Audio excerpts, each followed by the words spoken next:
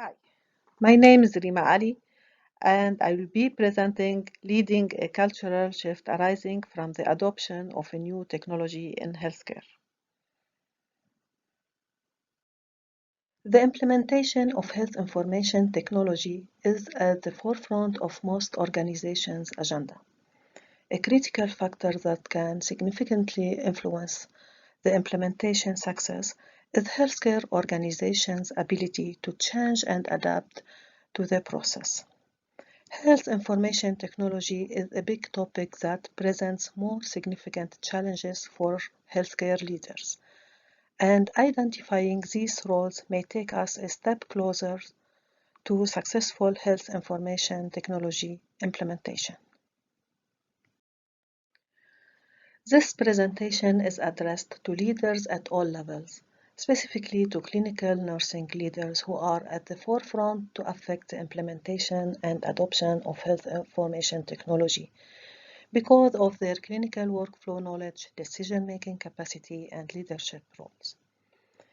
Clinical leadership is defined as the process of influencing point-of-care innovation and improvement in both organizational processes and individual care practices to achieve quality and safety of care outcomes.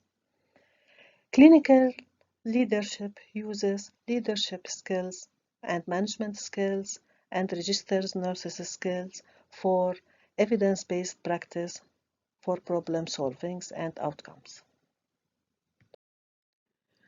The healthcare system is challenged by an aging population, an increase in chronic illness, and a high rate of preventable medical errors.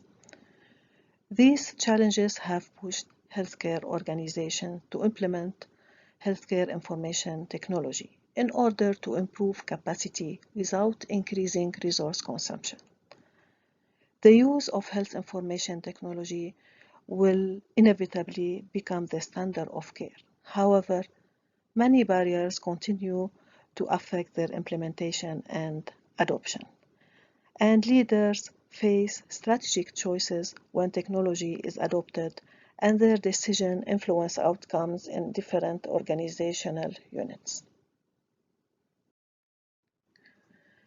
Leaders are challenged with low ease of system use, negative end-user behaviors, and a negative impact on clinical workflows.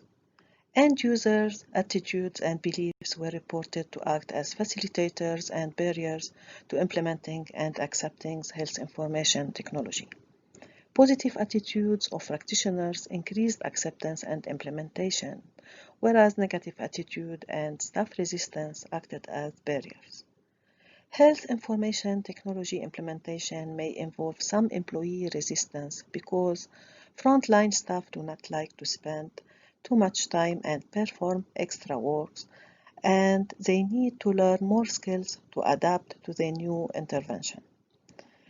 The most outcome reactions for a new change are inadequate user acceptance of the technology, which can lead to an attitude of anxiety and frustration.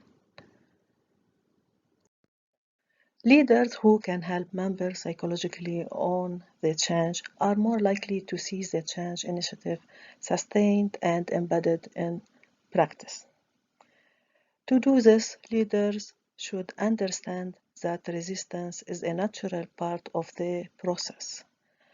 Leaders should learn why an individual is resisting the change. Perhaps the resistance may be related to the lack of understanding of how the change process unfolds. Bridge the old with the new and bring some familiarity to the new practices. Identifying people who are willing to try new practices. This can reduce others' possible resistance when change is introduced. And finally, communicate the benefits to be gained from the change. This will assist the staff in identifying and valuing how their practice will be impacted by the transition. To maintain organizational progress in the ever-changing healthcare environment, we aim to initiate a proactive leadership team to create an organizational culture that allows successful health information technology adoption with a high level of end-user satisfaction. We need to make every effort to tackle our significant challenges today with a clear vision for the future. Our goal is toward a transformational leader that is often helpful in overcoming resistance and building greater trust in the process of change. To achieve large-scale change, nurse leaders and staff must work together. Some attributes that can help leaders to achieve the transition toward health information technology adoption. Nurse leaders must strive to raise up their followers by working as a team. Leaders must create an environment conducive to open communication and information sharing. This will ultimately lead to a cohesive, goal-directed team environment. Importantly, when nurse leaders facilitate teamwork and goal achievement, not by controlling the team, but rather empowering the team, improvement can occur. Motivating and encouraging employees to focus their effort on achieving established goals. And finally, nurture confidence in employees and handle the shift to new roles.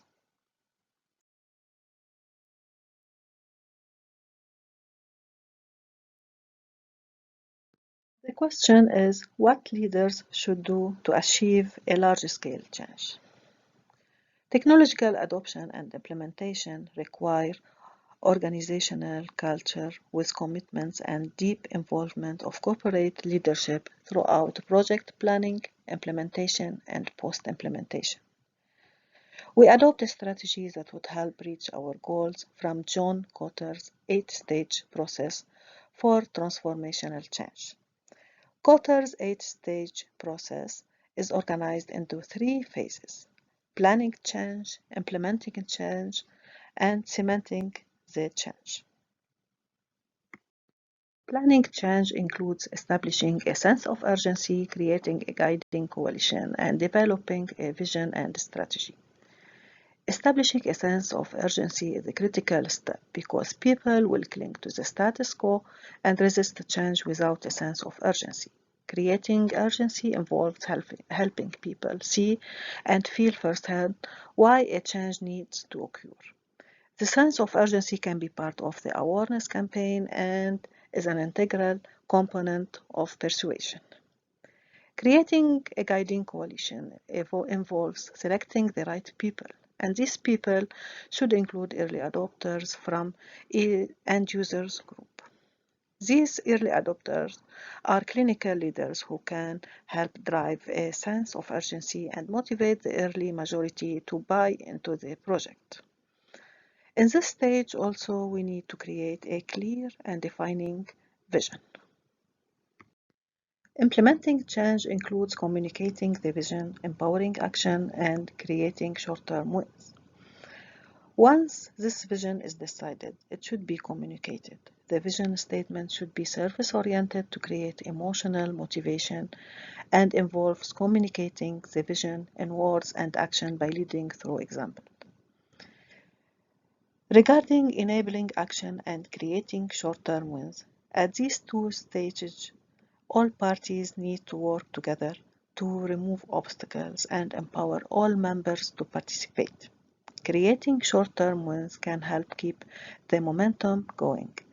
Wins should be celebrated in a highly visible way, and after each win, it is essential to analyze what went right and what needs improvement. Cementing change includes consolidating gains, producing more change, and anchoring new culture approaches. The fatal flaw in this stage would be to abandon the change process as soon as the technology was officially up and running. Changing culture takes time, and old habits quickly take hold once the urgency is lost. Change only can be cemented once it becomes part of the organizational culture. So keep the dialogue ongoing, keep identifying and training users, and keep the vision at the forefront of the action. To evaluate the effectiveness of our strategy 6 months later, a survey will be sent to all staff to evaluate success, upcoming changes to processes, recommendations, and lessons learned. Many promising technological innovations in healthcare are characterized by non-adopting by individuals or failed attempts to sustain the innovation long-term at the organization level because of users' resistance to accept the technology. This study presents healthcare leaders specific guidelines for process change and fostering user adaptations to change.